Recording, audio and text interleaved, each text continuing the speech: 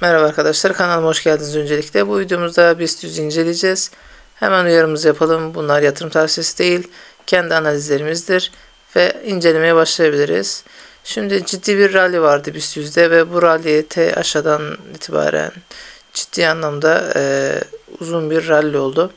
Ve akümülasyonlar her zaman yukarı tekrar gittiler ama dikkat edin, şu bölgeden artık daha küçük hareketlerle şu bölgede de artık kırıldığını görüyoruz fiyat hareketinin.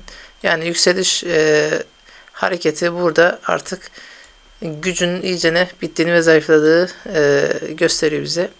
Peki burada güncel olarak ne yapabiliriz? Bakın ters omuz baş omuz hareketi var. Burası kırılırsa yukarı doğru gider diye düşünüyoruz ama geçmişte her zaman öyle olmadığını bir örnekte göstereceğim. Peki biz buradaki zayıflık bize ne yapabilir? Bakın şöyle bir kırılım geldiğinde şuradan aşağı yeni bir düşüş dalgası gelme ihtimali var. O da şu bölgeye fiyatın taşınması anlamına gelir. Ve daha da düşüş derinleştiğinde daha aşağıları artık ne yapabiliriz? Bekleyebiliriz. Böyle bir tehlike var. Çünkü burası sadece bir hareketse ve bu hareketin düzeltmesi ise burası bir A hareketi, B hareketi ve C hareketi olursa ABC hareketi gelir ve bu bölgeye kadar düşmesi normal olur arkadaşlar. Buna dikkat etmek gerekiyor.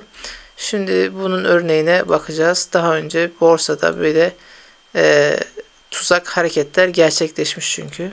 Hemen bunu açalım. Bakın BIST 100 ne zaman 2013 yılında ciddi bir bakın rally geliyor ve bu rally'den sonra bir son tepe hareketi ve sert bir düşüş.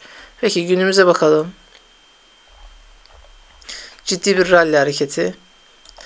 Bu hareketten sonra son bir tepe ve ciddi bir düşüş. Bu düşüş bakın bir önceki dibin altında hareket ediyor. Bakın burada da bir önceki dibin altında hareket ediyor. Ve bir akümülasyon. Bu akümülasyonda şöyle yapalım. Daha net görebilmek için. Burada da aynı akümülasyon var ve bir tekrar aşağı gidiş ve yukarı doğru dönüş. Yani bir ne yapıyor burada bizim için? Bir tobo hareketi gösteriyor ama bu tobo çalıştırmıyor. Neden? Çünkü zayıf. Yani fiyat ciddi bir rally yapmış. Bu rally'den sonra tobo yapıp tekrar toboyu katlaması tabii zor oluyor.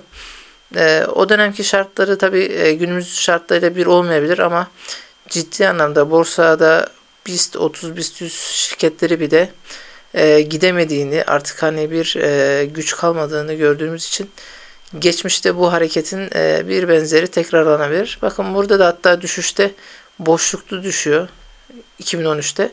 Günümüze bakıyoruz, yine boşluklu düşüyor. Yani sert bir satıcıyla karşılaşılıyor iki bölgede de ve burada da yine bir tobo hareketinin başarısız olmasıyla birlikte bakın aşağı doğru bir hareket ne yapmış? Gelmiş. Tekrar ve burası kırılmasıyla birlikte dönebilmiş. Yani burada mesela Kasım, Aralık, Ocak, Şubat, Mart yani birkaç ay boyunca burada süründürmüş. Diğer hisse senetlerinin ne kadar düştüğünü de siz tahmin edebilirsiniz ya da 2013 grafiklerini açarak siz onları inceleyebilirsiniz. Burada 2025'te de böyle bir şey başımıza geldiğinde bunun için de ne yapmamız lazım? Bizlerin dikkatli olması gerekiyor. Belli yerlerde stopları ya da karları cebe atmak gerekiyor. Yani buradan bir düşüş hareketi bizi daha aşağılara sürükleyebilir.